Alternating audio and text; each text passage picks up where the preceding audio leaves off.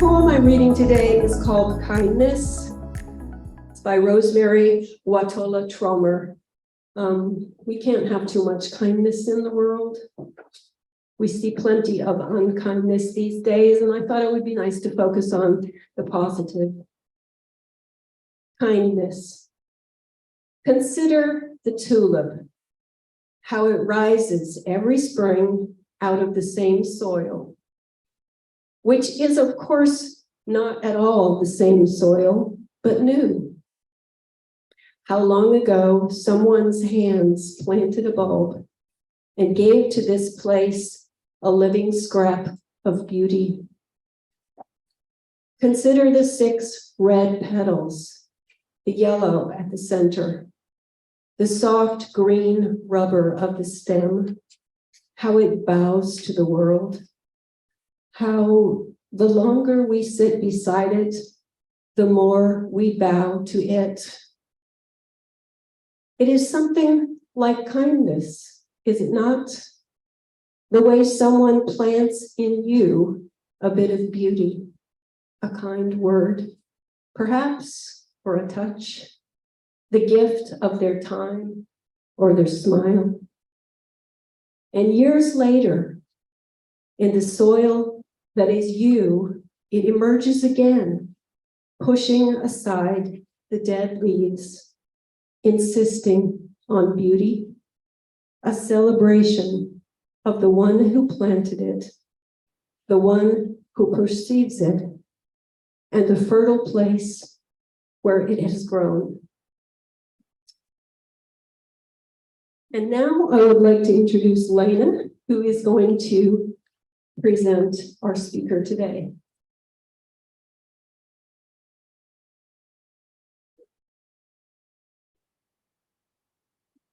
It's such a pleasure to be here and see everyone in person, and to know and see names that I recognize on their Zoom meeting too. So welcome to both audiences. Just a few comments before I introduce Marisa.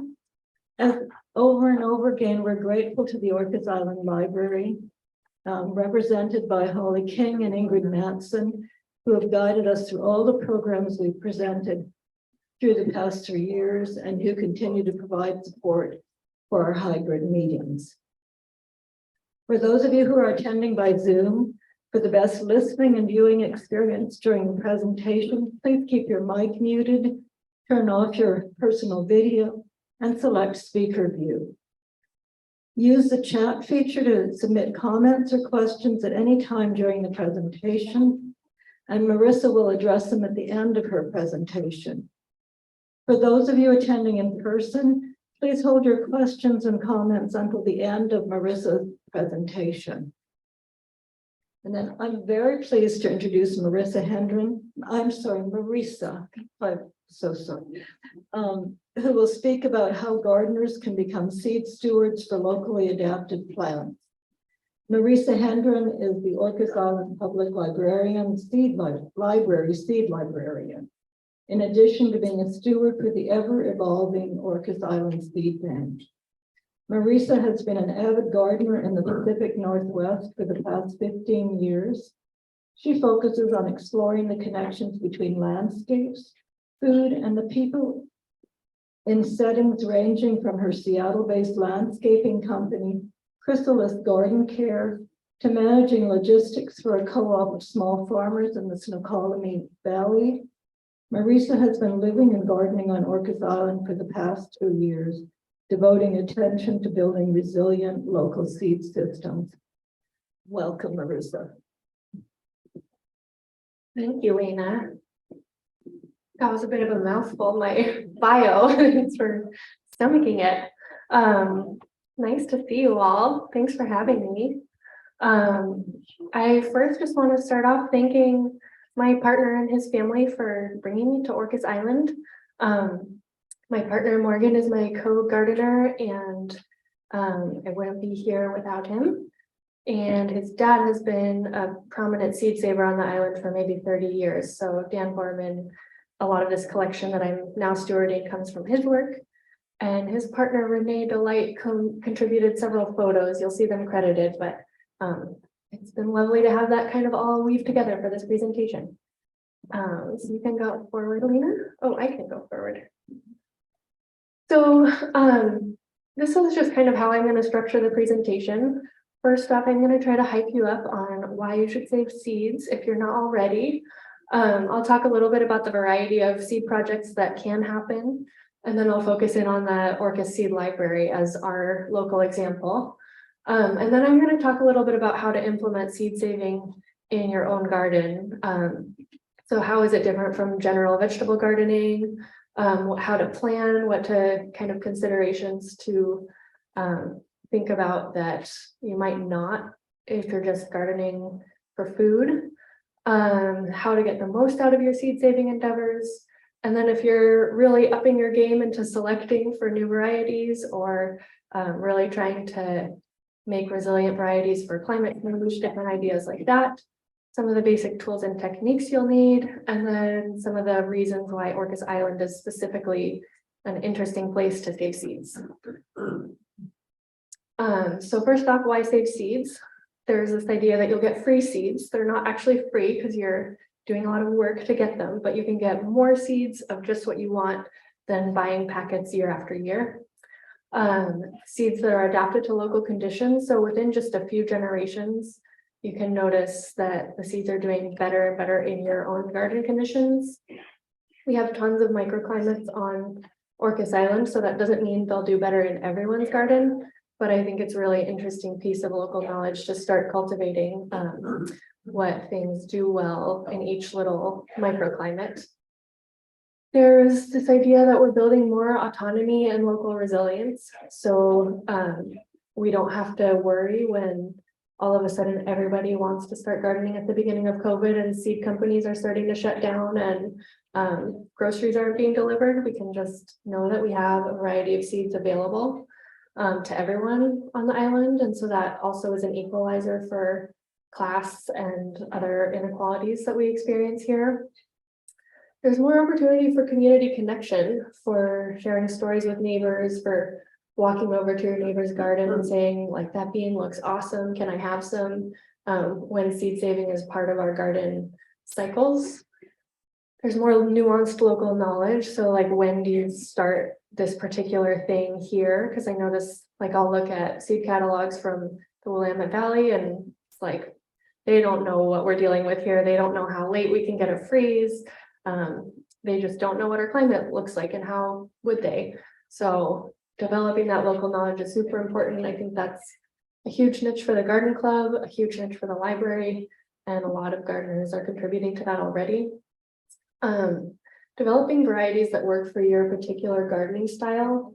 So whether that means I'm going to be gone hiking most weekends, and so I need my green beans to not get too fat too fast because I'm going to give them gaps, or if it's water resilience, if you have limited water supply, just really knowing what's going to work well for your garden and developing that over time is something that's a huge opportunity. There are more surprises. So you can see this picture of snapdragons, the biggest, brightest picture there. That is seed from a snapdragon that lives on the south wall of the Island Skillet building. It lives in a crack between the sidewalk and the building, and it has been there for years. It is nice south wall. It is very, very exposed, and I'm assuming it gets swept and all the kinds of things that happen to sidewalks. So I just thought it was a really sweet plant, and its main color is more like this one. And so I just took some seed from it, and this is what came out of it. So inside that little one plant, there's all these different colors. That's maybe 10 or 15 plants planted very close together there. I love this little nigella, the love in the mist on the bottom. I've been selecting for this darker and darker color, and I'm getting there. I'm super stoked about it. I like this contrast between the yellow and the blues, so I'm always looking for deeper blues. You can see up on the left there is a selection of chard, and we'll revisit it later. You can see we're looking more for the kind of bronzier, redder colors. And I'll show you how that turns out further on. And then finally, it adds to winter gardening tasks. So there's this aspect of seed cleaning and tending, putting them away, putting them in packets. So for anyone who gets bored and restless in the winter, this seed saving can really save your life, or just make the whole year more task oriented and speedy if that's your style. So this is a really awesome diagram I found. It's from a native person named Jared Williams based around Vancouver. And he put this diagram together of how all of the pieces of knowledge and all the pieces of skills that have to be in play for eating to be fun and for culture to be maintained. I know you can't read all the individual little things on there, but it has things like basket making, things like tool handle creation, things like just all the little pieces of skill and knowledge that have to be implemented for culture to move forward and for us all to be able to eat. So I put a little star there. Seed saving is not in this diagram. Hopefully you can look at it on the slides later. But that little star is somewhere in there, like the harvesting, the preserving, the moving food and eating forward. I added a picture of an echinacea that also includes medicine, not just food. It includes pollinator plants. It includes all of the kind of ecosystem services that we need and that we steward in our gardens. So what are the options for community seed saving projects? One on the left is just personal. So taking a handful of seeds and sprinkling them somewhere, giving them to your neighbor, keeping them over winter and putting them back in your own garden. Seed libraries is the next up. So that is, there's a bunch of different models, but generally just bringing seeds to a common place where people can check them out for free and contribute them back for free. This is an example that's at 21 Acres, which is a sustainability type organization in Woodinville, Washington. And I'll get into our own seed library a little bit later. Then there's large scale community seed projects. So this is an image from the Seed Savers Exchange website. They have an 890-acre farm in Iowa. They steward more than 25,000 varieties of heirloom vegetables and flowers and all sorts of things. They have a seed bank which stores seeds for longer term in more climate controlled conditions, as well as providing seeds to the community through their catalog. They have at least 600 varieties each year featured in their catalog that anybody can have access to. So that's, kind of an enormous scale. There's even beyond that, like a governmental scale. There's huge government repositories of seeds. And then there's seed swaps, which this is a picture from the Salish Seed Guild, which is the Bellingham-based group. They're having their swap this Saturday, the 18th. So if anybody's headed off island, but that's just more of a like time limited way of exchanging seeds rather than the seed library, which exists across time. So our seed library in particular, how does it work? Check out seeds. Anytime you like, you can walk into the library when it's open, do not break in. You can choose what you want. I guess I should start here over on the left. So pick out seeds. That is a link to the website, and there's also an inventory that I keep up to date on the website there. So you can look at home when you're looking in your own garden, your seed catalogs, and thinking, what kind of green beans do I want to grow this year? You can also just take a peek at the inventory and see what's available. So head into the library, check them out. There's a log on top of the library. I'll show you a picture of it in just a minute, that you just check out like any other library book, write down what you took and what your name is. And your email address is awesome. I do email occasionally throughout the year. Growing them in your garden, that's pretty straightforward. Where it gets interesting is keeping track of the seeds. So deciding if they're worth saving. Are they doing well in your garden? Are they delicious, or are they a little bit disappointing? Are they what you expected, or are there more surprises than you were thinking? What kind of creative uses can you come up with? Like, is this the spiciest arugula that you can only have 3 leaves on a salad and that's really awesome?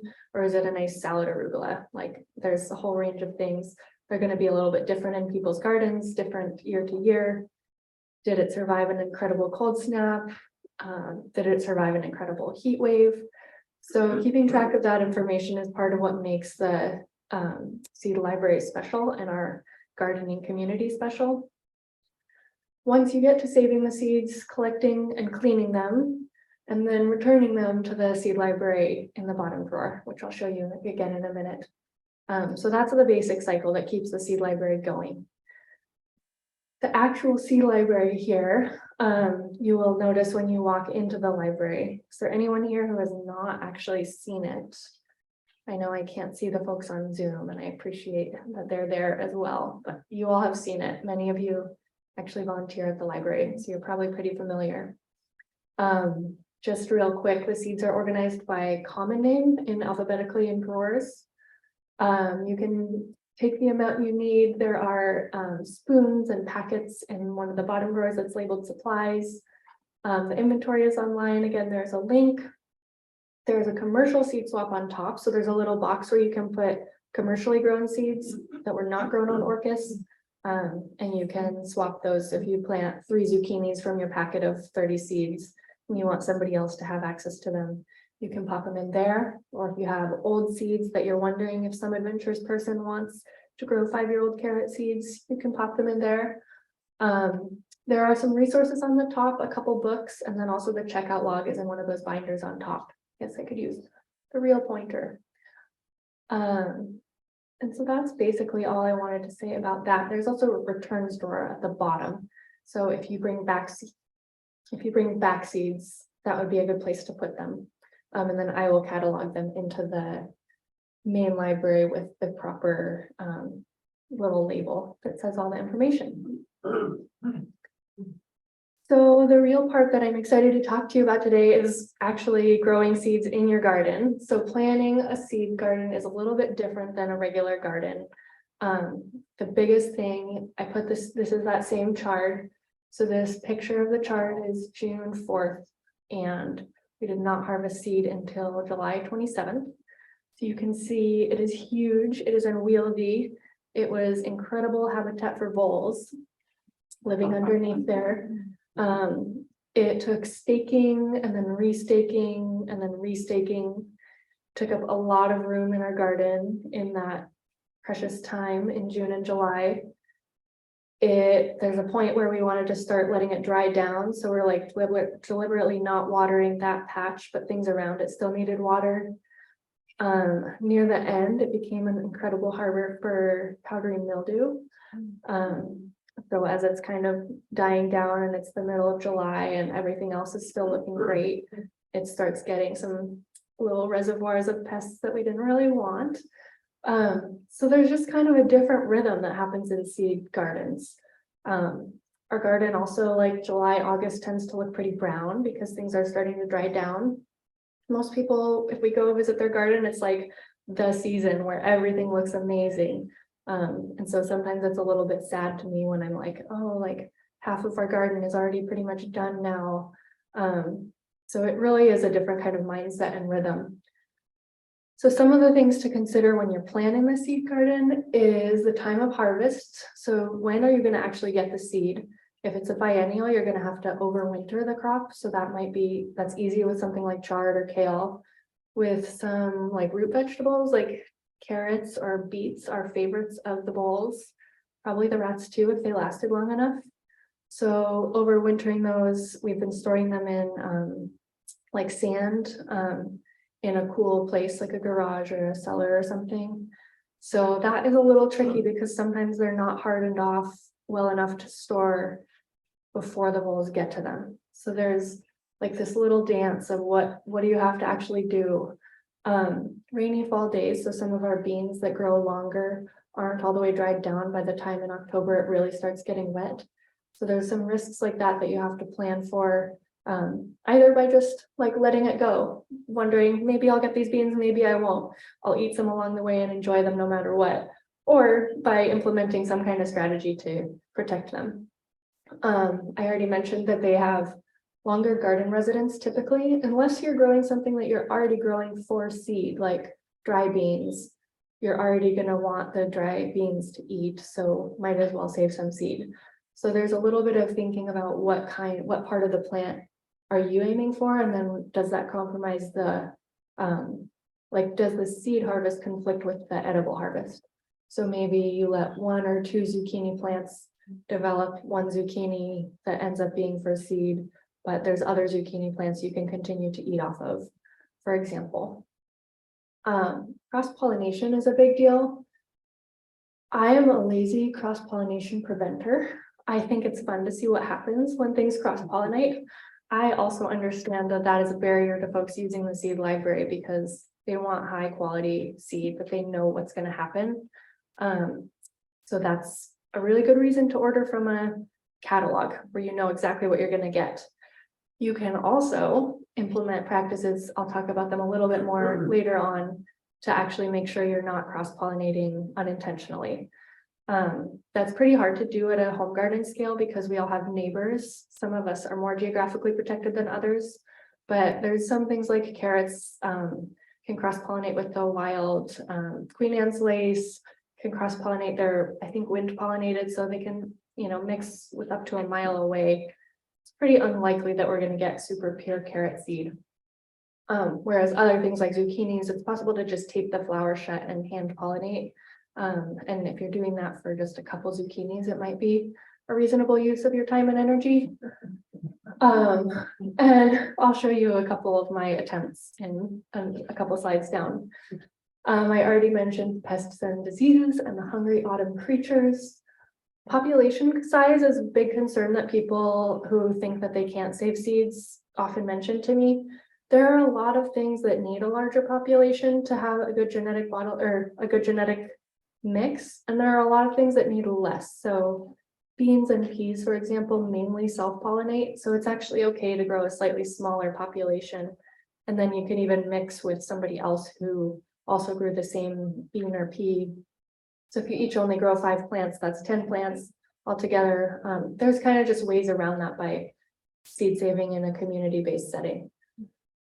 The Seed Savers Exchange has an awesome table that shows exactly like what they've determined is a viable population size for each thing. So for some things it's a lot larger, some things it's a lot smaller. It's worth checking out just to kind of wrap your mind around it. But that's one of the pieces of information that I'd like to be tracking better at the seed library is what might this have been mixed with and how much population diversity is there so that we don't accidentally bottleneck the genetics of the things we're growing. And then also yields, I also mentioned this. So does the seed saving interfere with your desired yield?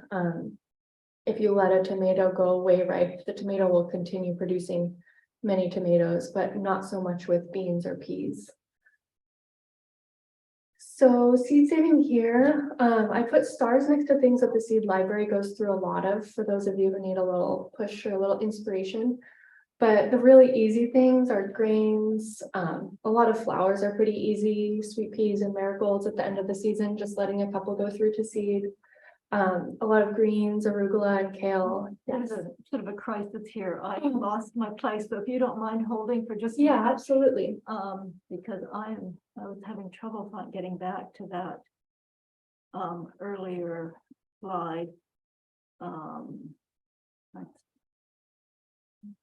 Why am I having trouble on that?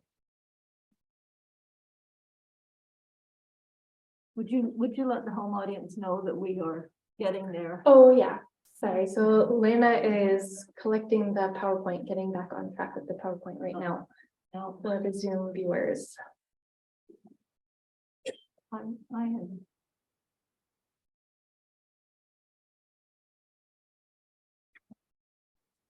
What I'm having trouble with is going back and forth, and I apologize here.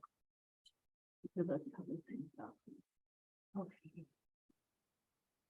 Okay, You're on track? we are on track. Thank Okay, you. yeah, of course. So beans tend to be pretty easy, and then several of the herbs and greens tend to be pretty easy. If you have a patch of chives, for example, you're probably getting seeds off of it every year. The seed library has several chive contributions. Same with parsley. If you have kind of a self-seeding population of parsley, I'm not surprised if you have seeds every year that could end up in the seed library. There's high demand for other sorts of greens, especially tender greens, arugula and lettuces. People love to grow, and not a lot ends up in the seed library. more interesting flowers. I added a picture of my scabiosa here that I love. Sunflowers go quickly. There are a lot of sunflowers represented. And then a lot of herbs are going pretty quickly. Tulsi seeds end up popping up in small quantities and disappearing right away. Basil would be awesome. I think a lot of people love growing basil, and I never see it in the seed library. Either folks are planting their own basil seed or just getting new every year. I also never see sweet peas. They're one of my favorite things to grow. And I know that people grow sweet peas all over the place, and I never see them make it to the library. So yeah, those are places I'd love to see the diversity increase and that I think are quite popular. On the harder end over in the red box, so root vegetables, like I mentioned, especially biennials, it's harder to overwinter. They tend to cross-pollinate more, so it's harder to isolate. Delicate and super tasty biennials, same thing. Super specific crosses are a little harder. So if you're trying to make like sun gold tomatoes turn out really well, it's pretty likely some red cherry tomato is going to pop into your mix, but not terrible. Crops with high cross pollination, crops with super late ripening, so that, you know, if we're getting into October, it's really unlikely for seeds to have enough heat or light to really finish up. Long or tricky germination doesn't tend to do well in the seed library specifically. I'd love to have more native plants represented, and I think folks are a little intimidated by the, you know, cycles of heat and cold that might be necessary, or the longer germination time. Day neutral crops, so crops that don't actually set seed in this climate just due to their non-responsiveness to our shorter days at the end of the season. So that's what's trickier. So if you're planning to do something awesome for the seed library, those are kind of places like enter at your own risk. It might just not be very fun or satisfying. So styles of seed saving, and I'd love for all of these to be represented in the seed library. And it's also a place where I like to be tracking a little bit better what is what. So on the left hand here is the landrace or the grex, which is a grex is a mixture of different varieties of seeds. A landrace is a variety that's cultivated kind of live or let live, live or let die across time in a garden. So those are kind of the easy end of seed saving. They're the end that you just see what does well and keep saving seeds from what does well. A grex is something you could modify over time, like if you were to grow a mustard green and you want it to get spicier and spicier, so you add some seeds from other spicy mustards from seed catalogs every once in a while. You save the seed from the spiciest in your garden, and you just kind of try mixing in the same direction. A landrace is a little more hands-off. It's just whatever does well is going to produce more seeds, and over time that's going to dominate your population. So that's awesome because you get to see what works. You get to mix in varieties you like. The weather and the climate have maximum impact, so you really don't try to modify that necessarily. You can let the heat wave happen and see what makes it through, and then you have more of a heat tolerant variety. So it ends up being a lot more diverse, or it tends to be, based on what's doing well in your garden, and you're not very heavy-handedly shifting what that looks like. So that's a picture of some peas. Those are my kind of overwintering peas, mostly field peas. And that's started with Austrian winter, Bulgarian winter, a pea called Glacier that I think is Japanese. And those are the ones that are just doing really well no matter how cold it gets. On the other end over there on your right is really creating a variety that's new and consistent. So that would be much more heavy-handed selection. It would be looking for either what's delicious or what's the right color or what comes up really early in the spring or what's the spiciest pepper. That means more active pulling or culling along the way. So if something is maybe too tall and you don't like having to stake things in your garden, you just want to have the shortest fava beans, you can do that. But that means you have to pull out the tall ones along the way. For me, that's hard to convince myself to do because I always want to see what happens next. I'm always curious about what just what's going to happen. So it's hard for me to motivate myself to pull things out that are midstream. So my hope is that some of you will be the kind of people who love doing that and are super stoked about having just the right speckles on your lettuce or just the right frills on your mustard greens or something like that, and that you'll work on selecting more intentionally than I am capable of at this point in my life. Maybe I'll learn. It's possible to lose some adaptive traits. So like if you're selecting for flavor, you might be losing cold hardiness and you might not know that. That's perfectly fine. It's all about diversity, but it's just something to be aware of. Whatever you're not watching intentionally, you might be shifting unintentionally. It's fun because you can move towards just what you want. So you can get like the sweetest sugar pie pumpkins, the sweetest squash, the thickest fleshed squash, the squash that stores the longest, whatever you feel like. That is a picture of some winter wheat that we grew that is an extremely selected variety, is extremely uniform, and it does very well here. Its name is Motto, so you can tell the difference between the different pictures, how uniform the really selected varieties are. So tools and techniques for seed saving. So on the left here are some pollination control options. At the top is a picture of my garden with rime.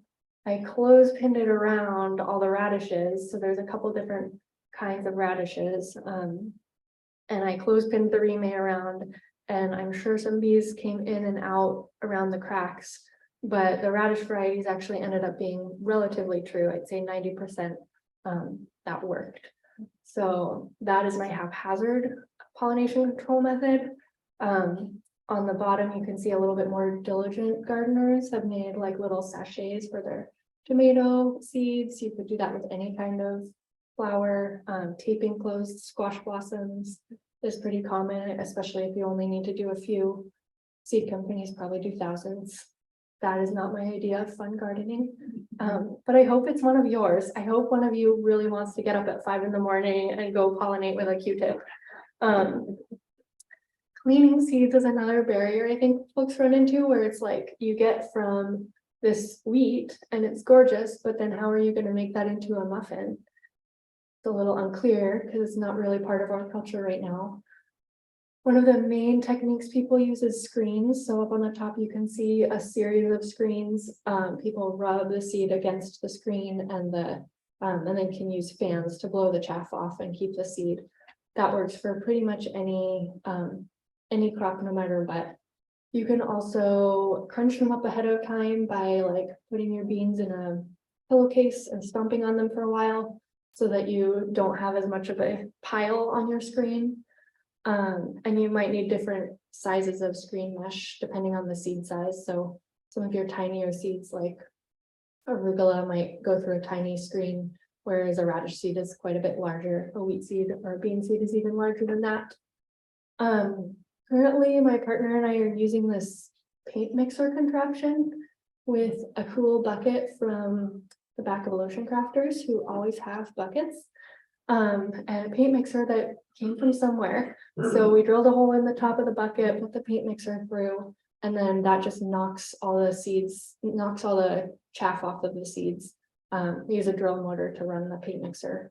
And then we use a fan to winnow the chaff away. So at the end, you can see that's my partner's hand with the clean seeds that is coming from, 10 minutes later from the whole wheat. So then from there, you'd have to grind it and then bake. So it gets a little bit red hennish with wheat in particular, but not everything is like that. Dry beans, you would probably already be taking the husks off in order to eat them. So it's not really extra work in that case. And then I just wanted to highlight some of the challenges and opportunities specifically on Orcas if you're not already feeling excited enough to save seeds, which I cannot imagine, but so we have quite a bit of isolation geographically from industrial agriculture.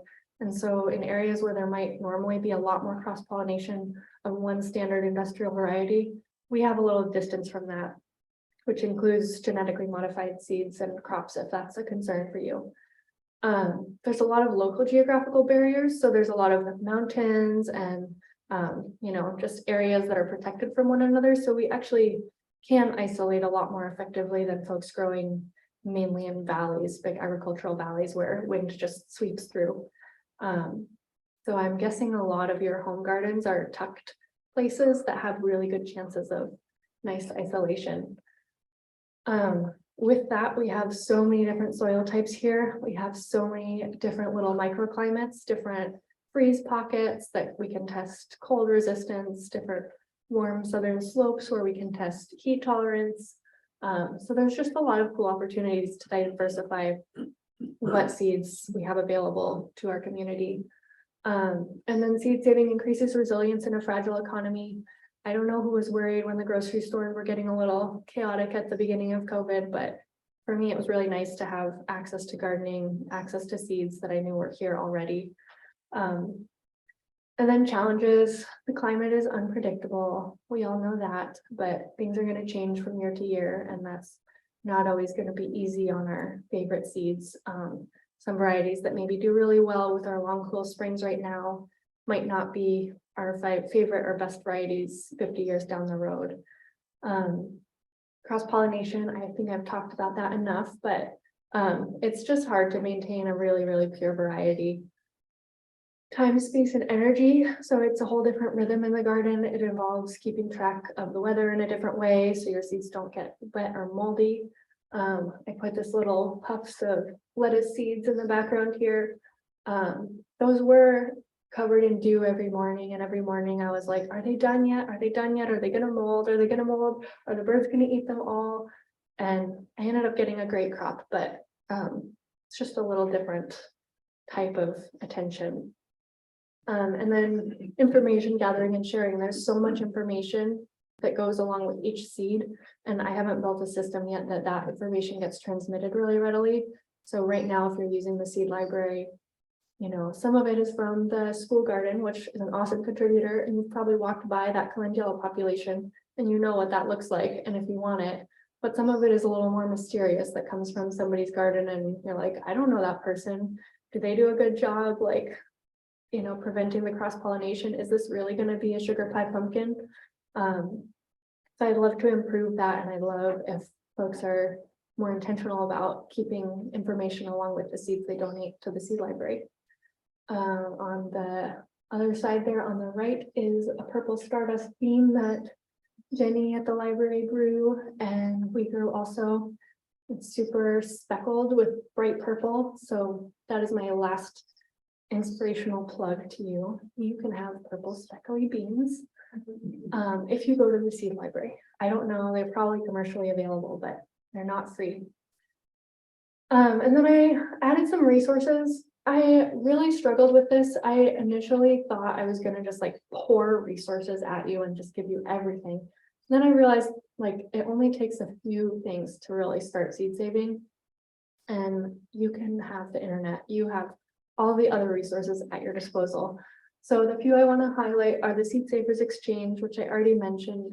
They have awesome crop specific little one-page PDF downloadable sheets that you can have about each, like everything you want to know, population size, how to save, what kind of equipment you'll need, anything for pretty much every crop, which is really awesome. The Orcas Island Seed Bank is my partner and I and his family trying to grow this at a larger scale and do a little bit more quality control than the seed library is able to do. The Sailors Seed Guild is in Bellingham, as I mentioned. Their seed swap is this Saturday, and they also have like events and work parties throughout the year. They have a lively and active community, and we share a similar geography, similar climate. So very useful to be connected to them. The Community Seed Network has tons of resources on seed libraries and beyond, and also a group of people that just share seed pretty readily. They also have a Facebook group. And then the Seed Libraries Network just had their 11th annual conference virtually, so all those recordings are available. They talk about all different models of seed libraries, all different strategies for supporting seed libraries and seed gardening. So that is basically what I wanted to share. And then these are the two books that are on top of the seed library always. Carol Duffy's Breed Your Own Vegetable Varieties and the Seed to Seed book, which is from Seed Savers Exchange, and that has all the information crop by crop. And yeah, these are just a couple last pictures. So there's one of our wheat harvests. There's a sweet pea, which may make a debut in the seed library. I don't know if I got enough seed from it. And a chicory that I love and that overwintered really well. So that is all I have for you. I am up for questions or comments. This is peripheral, but you showed a slide of the seed library in the lobby of the, and at the very top, there was some label, something commercial. Yes. I purchased a whole bunch of tomato seeds from an organic vendor in California Mm-hmm. for a plant sale, and they comped me a bunch of organic seeds, which I'm not going to use. Mm-hmm. And I also purchased perennial seeds from a vendor in England, and they comped me seeds. So this isn't going to help geographic isolation to me.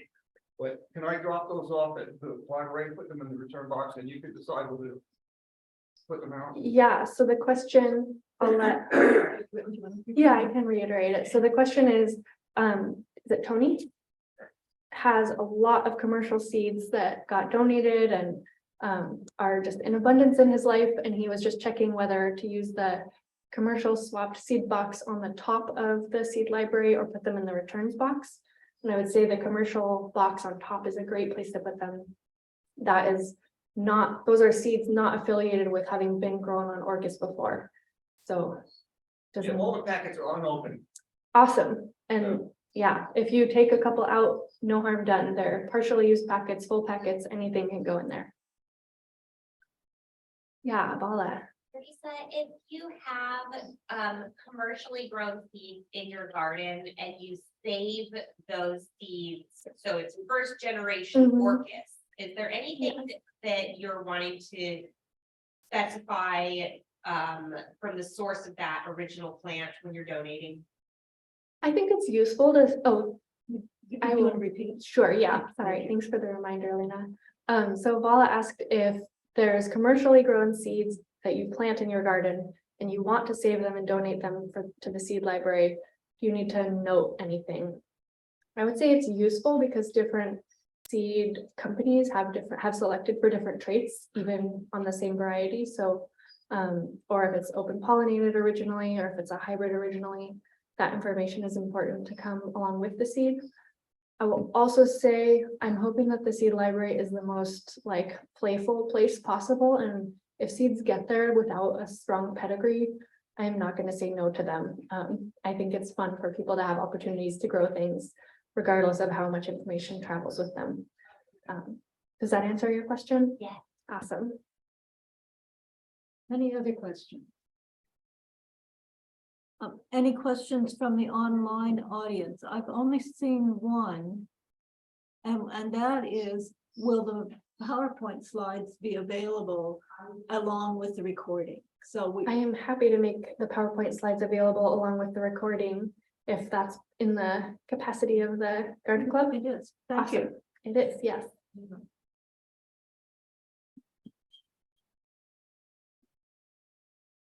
Anything else? There's a comment Mhm. that there may be cases where patent trademarks come into play. Could you speak to how, is there anything we should be aware of when we're dropping seeds off?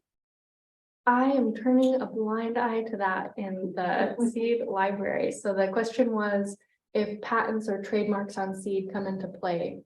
My personal policy is that if you grew it, it's yours. It's genetic information. If you had a baby, it would be yours, regardless of what genes are inside of your baby.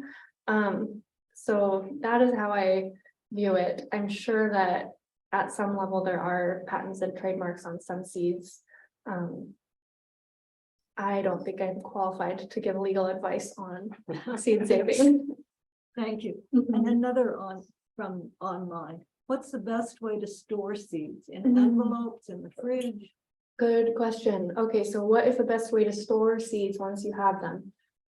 So ideally they stay at a slightly cool temperature and low humidity. So you don't want any moisture that could contribute to mold, and you don't want them to get warm and cold like they might be planted and ready to grow. Warmth also degrades their quality and their viability, so like a cool, dark place, like a garage in a, mostly we use paper envelopes because they moderate moisture better, paper bags for larger quantities. It's great. Plastic tends to have, it's easier to condense water, or glass, easier to condense, even if there's just a tiny bit of water left in the seed when you put it in there. It does degrade the viability.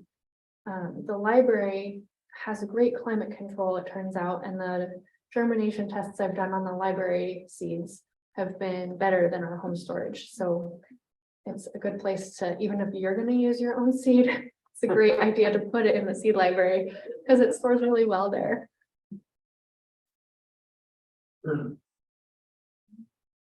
I think that we are done with questions from both audiences.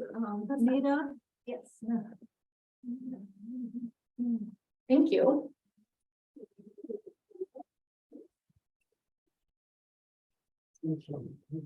Wow, thank you so much, Marisa. There's a lot of information there and some exciting things to try at home. So thank you so much. And feel free to visit the seed library at the public library. It's right in the lobby. You can't miss it. You walk in the doors and it's right in front of you. So thank you so much.